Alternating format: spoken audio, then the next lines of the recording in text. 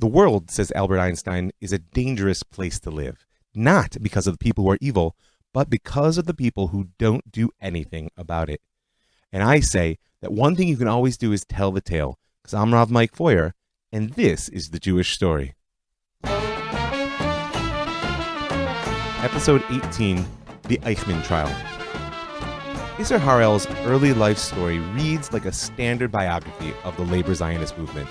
Born Isser Halpern in Belarus in 1912, his family's fortune was confiscated by the Bolsheviks in 1922.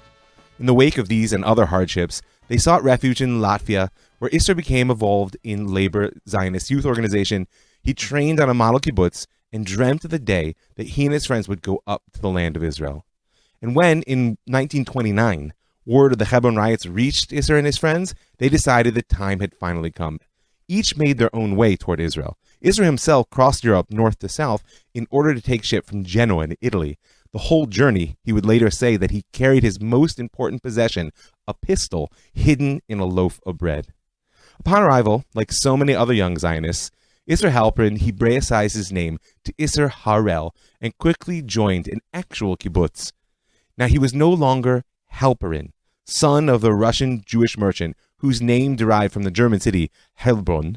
Now he was Harel, meaning mountain of God, and he'd become a child of the land. It's the perfect embodiment of Shlilat HaGalut, that negation of exile, which underlies so much of the Zionist worldview. And by all accounts, Harel never looked back. So then Isser joined the Haganah soon after his arrival, and was quickly recognized for his exceptional abilities, moving into the highest echelon of the intelligence division.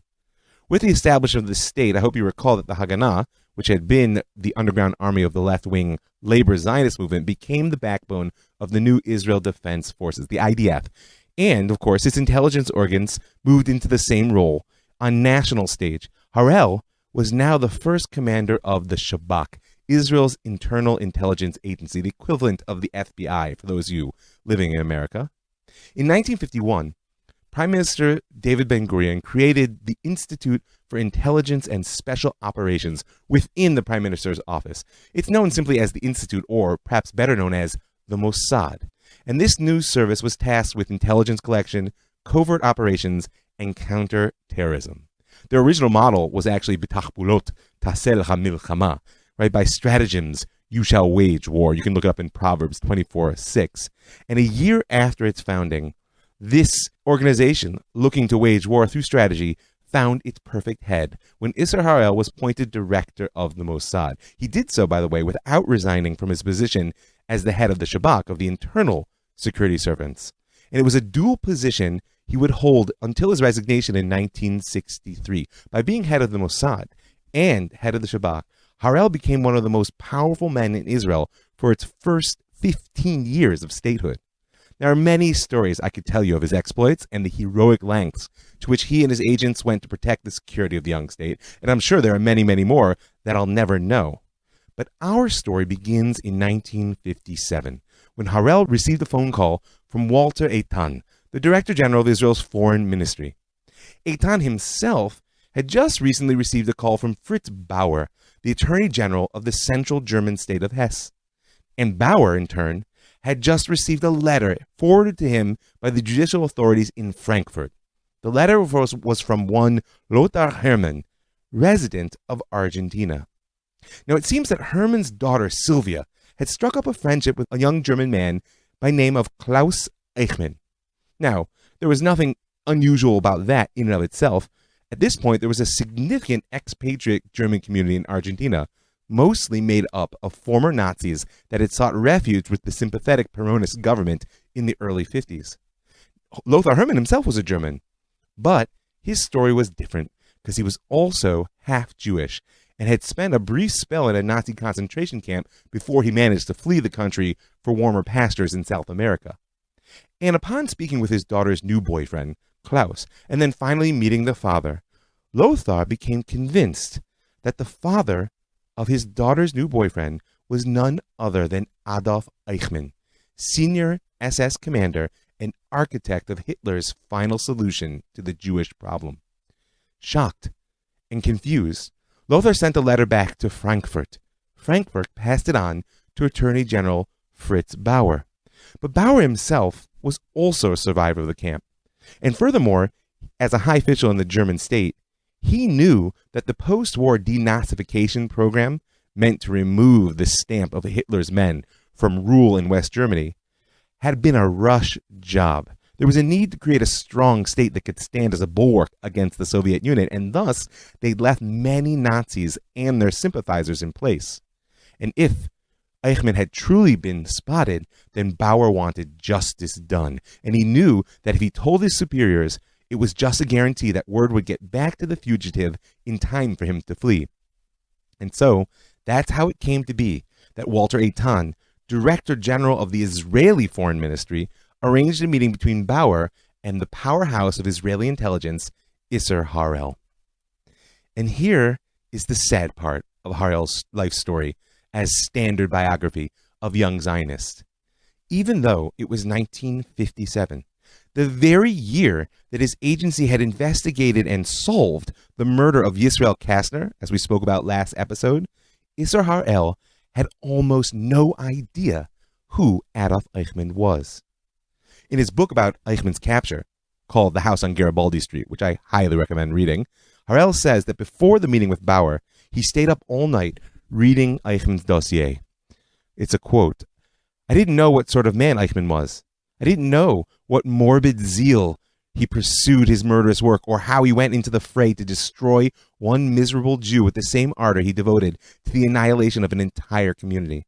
I didn't know that he was capable of ordering the slaughter of babies and depicting himself as a disciplined soldier, of directing outrages on women and priding himself on his loyalty to an oath, or of sending helpless old men to their deaths and classifying himself as an idealist.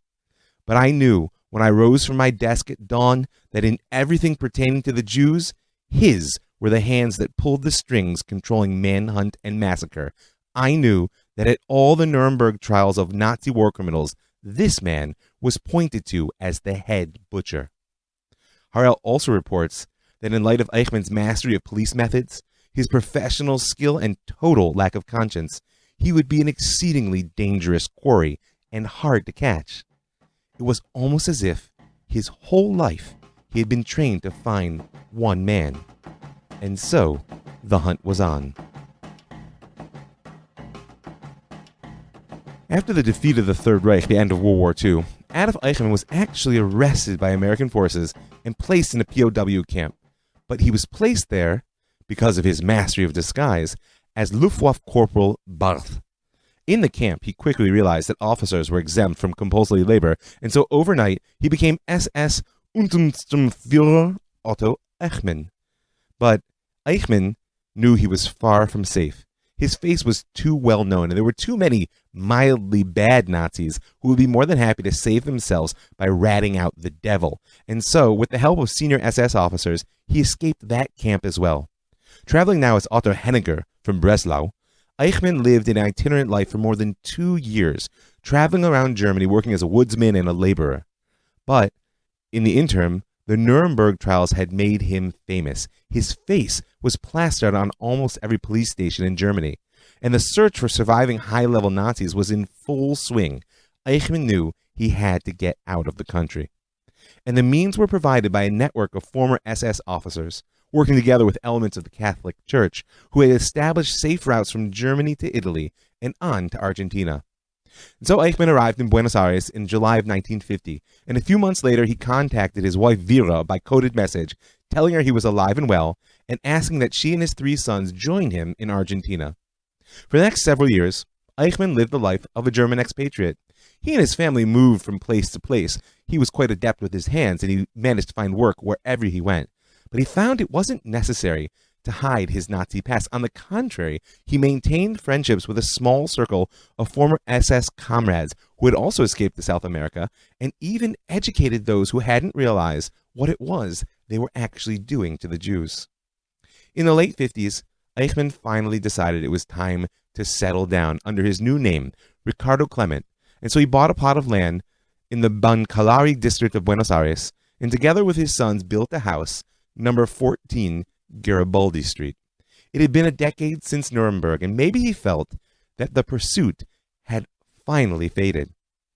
But, unbeknownst to Eichmann, by this time, Isser Harel and the Mossad were fast on his trail. When Harel received Eichmann's address from Fritz Bauer, he had immediately set about establishing Eichmann's identity beyond a doubt. Agents were sent to Argentina to get photographs to be compared to his SS file. By the way, it was the shape of his ears that gave him away. Others began to gather every scrap of relevant information they could find in Israel, Germany, or elsewhere. Meanwhile, Harel began a discussion with Prime Minister Ben-Gurion. And slowly but surely they decided that if indeed they'd found the mastermind of the final solution, they were not going to assassinate him. Ben-Gurion and Harel knew that this was a unique opportunity. Here was a chance to teach the world the horrors of the Holocaust. And so Eichmann wouldn't be killed, at least not at first. First, he'd be put on trial. Now, the legal diplomatic barriers were enormous. Because of the number of Nazi sympathizers in South America, they realized that extradition by diplomatic means was a non-starter. The only way to get Eichmann into Israel was by snatching him off the street, and that meant suffering the diplomatic fallout of violating Argentinian sovereignty. Furthermore, after consulting lawyers and doctors of jurisprudence, neither man was sure that Israel had the jurisdiction to even try Eichmann, certainly not under international law, and so they planned to do so under the Israeli Nazi and Nazi collaborators law that was passed back in 1950. We discussed it in the previous episode. But despite all their doubts, the operation crept slowly forward, and a thick file began to grow on Isser Harel's desk. Its title was Operation Finale. The final confirmation of Eichmann's identity came on March 21st, 1960. By this time, Ricardo Klement was under constant surveillance, and so the agents took note when he got off the bus and walked slowly toward home with a bouquet of flowers in his hand. They saw Klement give the flowers to the woman who greeted him at the door, flanked by children all dressed for a special occasion. Later, they could hear the sound of laughter and rejoicing coming from the windows of the house on Garibaldi Street. March 21st was the date of Eichmann's silver wedding anniversary, and now Isser Harel had doubt no more.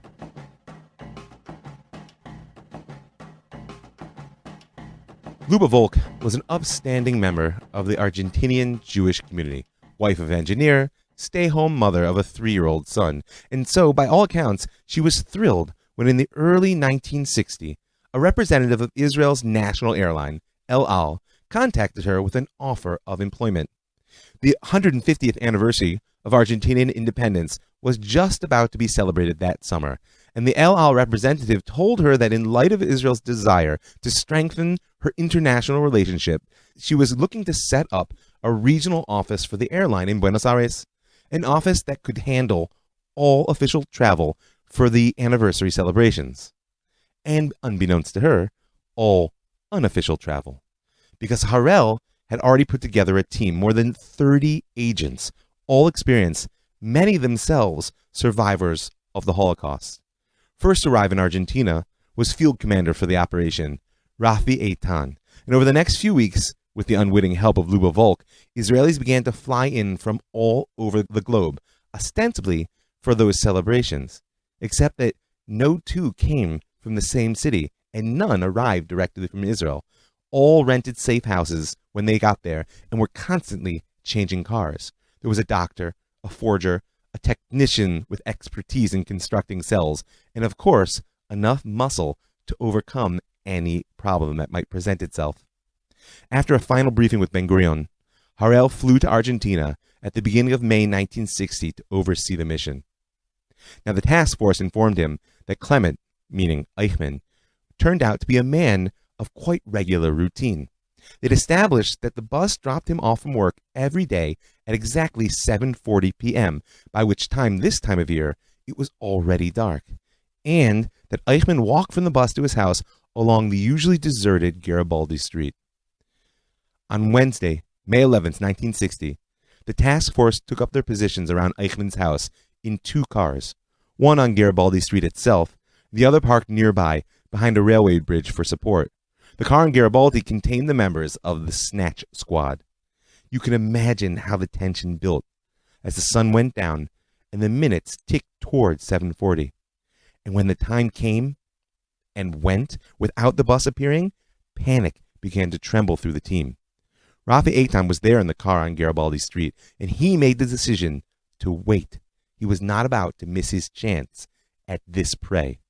Finally, at 8 p.m., the bus pulled into the stop late, and Eichmann descended. The snatch team was ready. One man was already under the hood, simulating a breakdown. Another crouched behind the open door. As Eichmann approached, Peter Malkin, who'd been given the honor of being the first Jew to lay the hands on the mass murderer, pounced. He gave out a shriek as they tumbled into the ditch by the side of the road, but there was no one to save him. The rest of the snatch team grabbed him and bundled him to the car, binding his hands, shoving motorcycle goggles covered with tape over his eyes. And as they threw a blanket over him, Rafi Eichmann warned Eichmann in German not to resist. His response was, "I have already accepted my fate." The Israelis took their captive to a safe house where he was examined by a doctor in order to ensure he'd taken no harm and that he had no means on him to commit suicide. They were not about to lose him to his own hands. And then the initial interrogation commenced. According to Eitan, after some hesitation and lies, Eichmann confirmed his true identity, but insisted he would only stand trial in Argentina and Germany. It took a few more days before he agreed to sign the following letter. I, the undersigned, Adolf Eichmann, do freely state, now that my real identity has been revealed, I see there is no point in trying to evade justice. I state that I am willing to travel to Israel and be tried there in court. It goes without saying that I will be granted a defense and will be able to express the facts from my last years of service in Germany so that the coming generations will be given a true picture. I am giving this statement of my own free will. I have not been promised anything, and they did not threaten me. I want, at long last, to achieve internal peace. On May 20th, more than a week after he'd been grabbed, Eichmann was drugged and driven to the Azazia airport, supported by 2 Mossad agents. Their plan was to switch Eichmann with the steward on the El Al flight that arrived that very day on the flight which brought the Israeli representatives to the Argentinian independence celebration. There was nothing suspicious about an airline steward who'd celebrated too hard and needed to be helped back on board by his friends, and so the trio were waved easily through security. In fact, the only real challenge that Rafi Eitan faced, we said later at least, was maintaining discipline amongst his group in face of their desire to take personal revenge on a man who many saw as the murderer of their own family. The aircraft took off just before midnight, and following a stop at Dakar for refueling, landed in Israel on the morning of May 22nd. And the next day, Prime Minister Ben-Gurion stood up before the Knesset and made the following announcement. I must notify the Knesset that, some time ago, Israel's security forces located one of the most infamous Nazi war criminals of all, Adolf Eichmann, who, together with the Nazi leaders, was responsible for what they called the final solution of the Jewish question. That is, the annihilation of 6 million of Europe's Jews. Adolf Eichmann is already behind bars in Israel and will soon be placed on trial in Israel in accordance with the law regarding the prosecution of Nazis and their collaborators. Can you imagine the shockwave that rippled through the room? It's really best expressed by the reaction of Transport Minister Yitzhak Ben Aaron. When the cabinet was informed in a private meeting that preceded the public announcement, Ben Aaron blurted out in Yiddish, "Wie macht man das? How does one do that?" In a cabinet session 6 days later, Ben-Gurion outlined the framework for the trial. Quote, "The main thing is not the punishment, because no punishment can be heavy enough for such a crime. Is it sufficient punishment to just hang an individual who murdered millions of children, women, and elderly persons? I see great importance in the trial itself. It should not be a trial simply of Eichmann, but rather a trial in which the entire story of the Holocaust can be told. It is essential for us. There's a new generation that has heard something about the Holocaust, but which did not live through it. It is essential, not just for us, but for the entire world. The world wants to forget what happened and is even tired of hearing about it." If Isser Harel's life was a model of Zionist youth, Mickey Goldman's life was the model of the survivor. Michael Mickey Goldman was born in 1925 in Katowice, Poland. And after the outbreak of the war, he, his parents, his brother, and 8-year-old sister escaped to Przemysl. And from there, he became separated from his family and was eventually himself deported to Auschwitz. After surviving a month and a half in a place designed for death, Mickey was transferred to Bunamonowitz, the so-called Auschwitz III, where he worked in the IG Farben factories until the evacuation of the camp in January 1945. Mickey actually managed to survive the subsequent death march by escaping and hiding with a Polish family, and in February 1945, after liberation, he volunteered to fight in the Soviet army, eventually becoming wounded in combat. In September of 1945, Mickey reached the Pocking DP camp in Germany, and in May of 1947, he boarded the immigrant ship Hatikva on his way to Israel.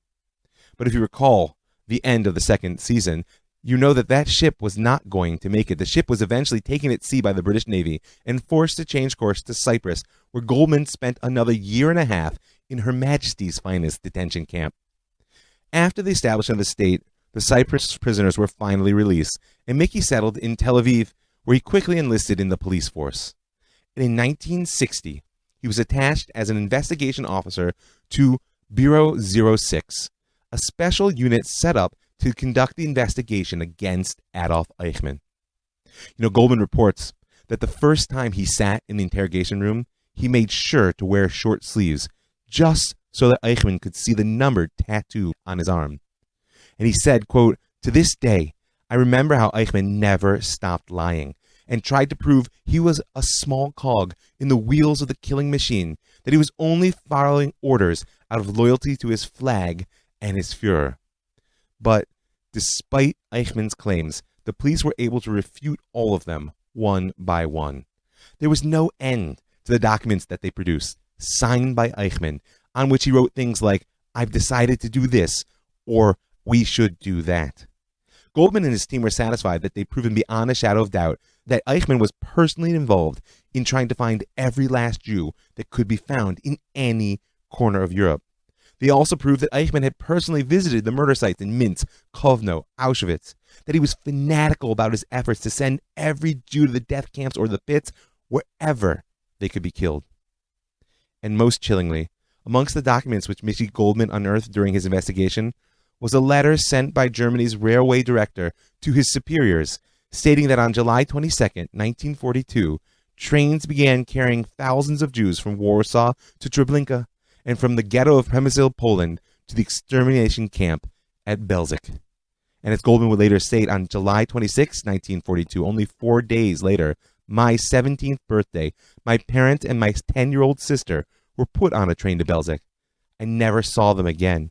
The trains on which these Jews, including my parents, were transported bore the name of the Jewish Affairs Department at Gestapo headquarters in Berlin, headed by Adolf Eichmann. Mickey Goldman wasn't just a survivor, and he wasn't just a police investigator. He also served as personal aide to Gideon Hausner, Attorney General of the State of Israel and Chief Prosecutor at the Eichmann trial. One can only imagine his feelings as he listened to Hausner give his opening statement when the trial began on April 11th, 1961. As I stand here before you to lead the prosecution of Adolf Eichmann, I do not stand alone. With me stand 6 million accusers, but they cannot rise to their feet and point an accusing finger, for their ashes are piled up in the hills of Auschwitz and in the fields of Treblinka, or washed away by the rivers of Poland. Their graves are scattered over the length and breadth of Europe. Their blood cries out, but their voices are not heard. Now, it wasn't only the shades of the 6 million that watched these proceedings. An estimated 500 journalists gathered for the trial. It was one of the world's first global media events, televised and broadcast on radio throughout the world. Now, even before the trial began, controversy swirled. Diplomats and editorialists of papers all over the world asked about the legality of kidnapping a man from one country to stand trial in a second for crimes committed in a third. And that was exactly how the defense began. Defense lawyer Robert Servatius, who himself had been an attorney for the defense at Nuremberg, attacked the jurisdiction and objectivity of the court with 3 different points. Number 1, there was reason to doubt whether the 3 judges, who were Jews and citizens of the state, were able to give the accused a fair trial. Number 2, the trial must not be held at all, because the accused had been kidnapped from his place of residence in Argentina and illegally taken to Israel. And finally, number 3, He asserted that the offenses listed in the Bill of Indictment had been committed outside the borders of the State of Israel and before the state's establishment, and therefore it had no jurisdiction to try his client. All of these arguments were rejected by the court. On the contention that the judges might lack objectivity, they actually replied, quote, "When a judge sits on a bench, he does not cease to be flesh and blood with human emotions, but he is bidden by law to overcome these emotions. If this were not so, no judge would ever be qualified to sit in judgment in a criminal case evoking strong disgust, such as a case of treason or murder, or some other heinous offense." Or, as the Time magazine reporter said it, although the Israeli state did not exist when the crimes were committed, the judges argued that Israel now represents all Jews. The people is one, and the crime is one, they said. To argue that there is no connection is like cutting away a tree root and branch and saying to its trunk, "I have not hurt you." After the court's rejection of these preliminary arguments, the accused was ordered to state how he pleaded on the counts in the indictment. Eichmann's answer on each one was not guilty. And what followed was the body of evidence against the accused. In 11 sessions, by means of more than 100 witnesses and some 1,600 documents, many bearing Eichmann's own signature, the prosecution presented their case. But it wasn't just their case they were presenting. And the court didn't just prove beyond a shadow of a doubt that Eichmann himself was in charge of all the steps taken to implement the plan for the final solution. His trial was the first ever to tell the story of those who were lost and those who survived. It was the first time the victims were given a public voice. And it was the first time that Israelis were listening. 83,500 people visited the courtroom during the proceedings to see the man in his glass bulletproof box. Hundreds of thousands more followed the trial through daily radio broadcasts and newspaper coverage. For the first time, the Israeli public heard the stories of the survivors and not just the stories of the ghetto fighters. As testimony followed testimony, it became evident that in most cases, resistance was simply impossible. Who could imagine resisting when life itself was terror, starvation, humiliation, isolation? Slowly, the prevalent image in Israeli society of the victims who went like sheep to the slaughter began to weaken its hold on their imagination. The public started to comprehend that there is more to resistance than just physical opposition. Now, nonetheless, the heroic image of the ghetto fighters and its role in the Zionist narrative of the strong new Jews was not about to disappear, but it did become just a bit more complicated. For many, the submissiveness of the victims was the most difficult part to handle. The poet Chaim Guri, who was covering the trial for La Merchav, newspaper of the left Labor Party, Achdur Avoda, wrote the following: "I had no desire to listen to this broken, decrepit man go on about his afflictions. I would prefer being present at the Nachal," that's the Army Pioneer Corps, the Nachal ceremonies taking place today at the stadium, and seeing attractive and strong young people.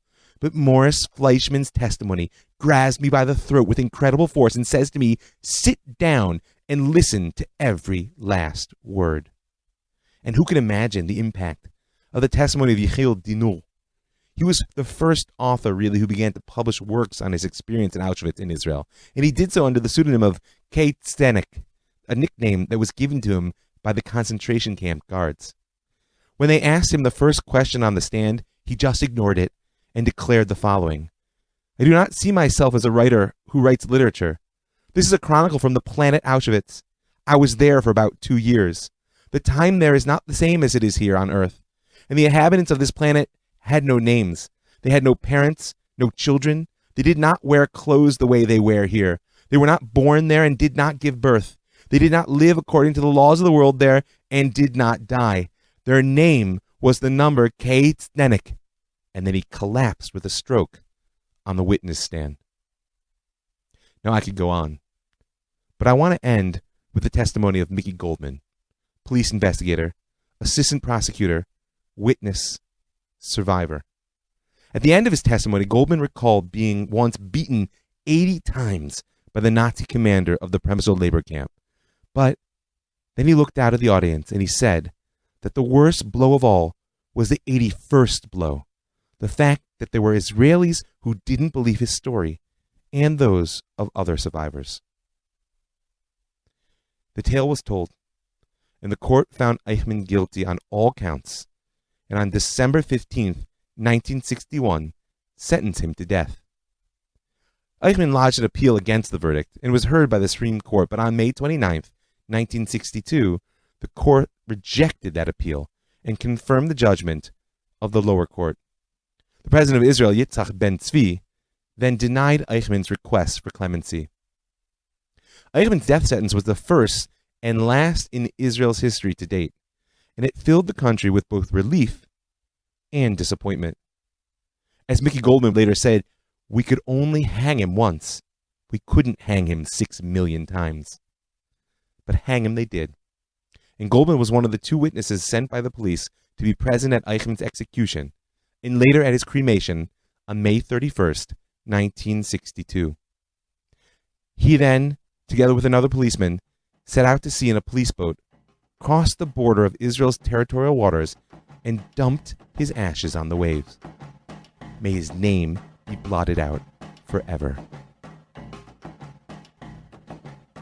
The very idea of serving justice for the evil of the Holocaust is a strange and confusing notion, and the acts taken in order to do so leave many people feeling less than comfortable.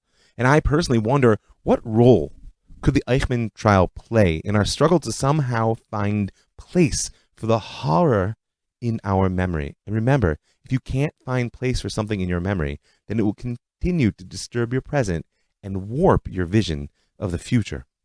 Now, there were those who felt that Eichmann had perpetrated crimes against all the Jews of the world, and not just against Israel. And as such, Israel had no right to try him. He should somehow be placed in a world court, or perhaps not be tried at all. But at the time of his trial, nearly a quarter of the population in Israel consisted of Holocaust survivors. And as Ben-Gurion would later write, the Jewish state is the heir of the 6 million murdered, the only heir. Now that's an attitude that lies between the Israeli and American Jewry to this very day. There are also those who felt that justice in this case was simply impossible. And therefore, like I said, Eichmann shouldn't even be tried at all, and certainly not executed. British Jewish philosopher Isaiah Berlin wrote a letter to his friend, future Jerusalem Mayor Teddy Kollek, who was also confidant of Ben-Gurion, and the letter was actually addressed to Ben-Gurion. He says there is the purpose, quote, to remind the Jews that they are one and that they are in danger in the diaspora. And then he answers his own question by stating they either know or they don't know this, and this trial won't convert anyone. Then he asks, is the trial intended to remind the world about the slaughter? And replies, in his view, the world is already irritable about the efforts, quote, to bring up the ghosts of even the recent past. Now imagine that was back in 1961. And then Berlin questions, is it justice for its own sake? And he replies, then the victims may not sit in judgment. According to Berlin, victims can take reprisals, they can assassinate, they can punish, but they cannot try. After Eichmann's death sentence, President Ben-Tzvi's office received a petition demanding that the Nazi war criminal not be executed. Among the signatories were Isaiah Berlin, Martin Buber, Shmuel Hugo Berman, Gershom Scholem, but their plea fell on deaf ears. There were those for whom the trial was a wake-up call about how deeply the Jews had failed in the educational response to the Holocaust. And in many ways, the Eichmann trial marks a turning point in the discourse around the Holocaust within Israel and America as well. But despite the fact that in 1963, in the wake of the trial, 2 new high school history textbooks were introduced into the Israeli school system, each of which included a substantial section on the Holocaust, nevertheless, when you look at them, you can see not much had really changed.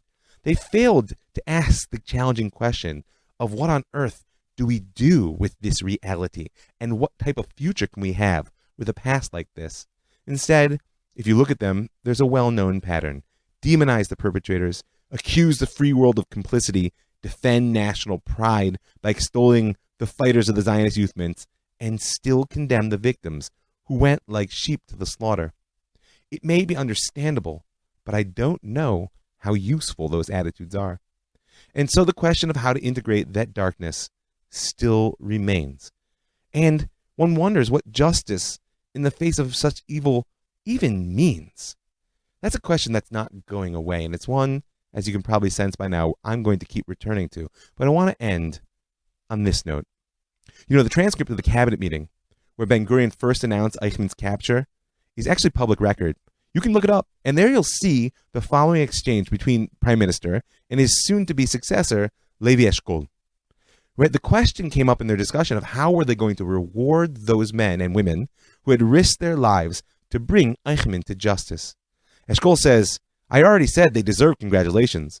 I don't know if it's a person or a group, but I suggest that the Knesset session, the Prime Minister expressed special appreciation for this action, maybe with some kind of token. Ben-Gurion asks, what kind of token? Eshkol replies, we don't have medals. And then Ben-Gurion says, Schar mitzvah, mitzvah. The reward for a mitzvah is the mitzvah itself. It's my honor and pleasure to dedicate this show with the following statement. You shall love the stranger, for you were strangers in the land of Egypt.